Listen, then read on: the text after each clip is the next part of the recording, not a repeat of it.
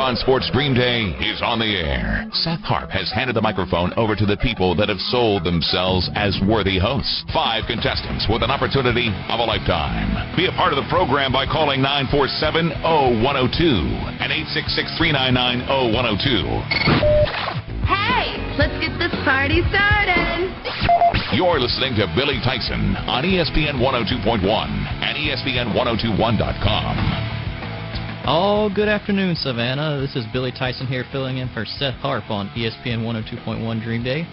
We're going to be talking about a few different topics here this afternoon with you. I have the first 30 minutes from 3 to 3:30. We're going to start off talking about a little bit of college football because there is no off-season anymore. Every time is game time. Well, what do you think about FBS football? The two big names in the state, of course, are UGA and Georgia Tech, but would you like to see an FBS team in our area? Well, Georgia Southern has the premier football team at the FCS level, as Division I AA as it used to be called, but Georgia Southern President Brooks Keel has voiced interest in the Eagles joining up with a league such as the Sun Belt to enter FBS competition.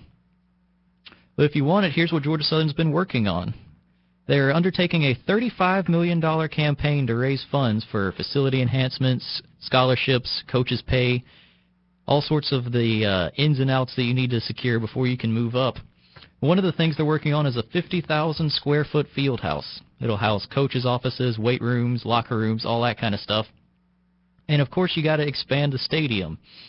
Even just to fit the average capacity crowd that Paulson Stadium has been holding for Eagles fans so far, they averaged 19,000 fans in the regular season for 2011.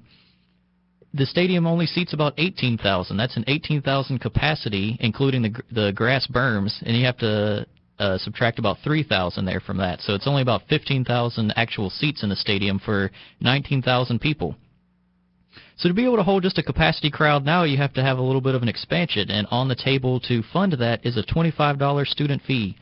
If approved this coming semester, the students will each pay $25 more to enable everyone to have a seat in Paulson Stadium, but some people are opposed to the idea. Of course, with the whole recent fiasco at Penn State, people are wondering if football has too much power in the modern college structure.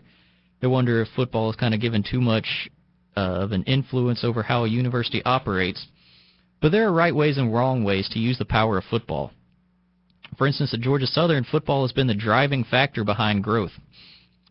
Just looking back at 1982, there were 6,000 students at Georgia Southern. Then in 1990, just 8 years later, there were 14,000. That's the largest increase ever in GSU enrollment. Well, what happened around that time that could have sparked such an enrollment increase? Well, Georgia Southern started football in 1982 and went on their way to win their first 4 national championships out of a 6 total in that time. So whenever Georgia Southern starts football and starts winning championships, about 8,000 new students show up. And since that time, enrollment has reached about 20,000. That many students would not be in school at Georgia Southern if there wasn't that kind of football that brought those people in the first place. And of course, with Georgia Southern, it affects the Statesboro community. How much do you think Georgia Southern University is worth for Statesboro, Savannah, Sylvania, the surrounding area? Well, the report just came out about a couple weeks ago. It's $500 million. That's $500 million that Georgia Southern is worth to the surrounding area. And all that money comes from the growth that Georgia Southern has experienced over the past few years, which has been driven by football. If it wasn't for football, we wouldn't have new things on campus like the new biology building that's being constructed, the chemistry and nursing buildings that were built in the past few years. All of this has been driven by student growth, which was mainly facilitated by football. Now, also there's a practical reason to have an expansion of something like the football stadium there, and that's just for graduation ceremonies. Every year, Georgia Southern graduates several thousand students, and if each student only brings a few people with them to watch them graduate, you're looking at tens of thousands of people trying to watch a graduation ceremony at a facility that seats about 15,000. Now, whenever Georgia Southern is enhancing the community, they're reaching out in lots of different ways.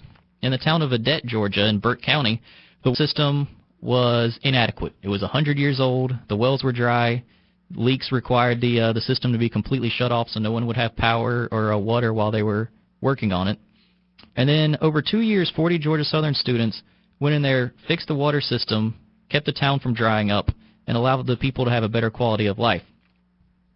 Just a few miles away from Statesboro and Millen, Georgia, the Magnolia Springs State Park was on the short list for closure with government budget cutbacks in recent years, until Georgia Southern found the Camp Lawton Civil War prisoner of war site.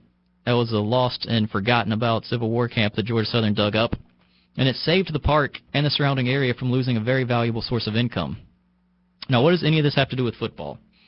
Well, as I said, all those 20,000 students who are contributing to this effort simply wouldn't be in Statesboro and wouldn't be at Georgia Southern if football did not facilitate the initial growth and expansion that brought people into Georgia Southern, got people interested, and got people to take the time to invest in an education there.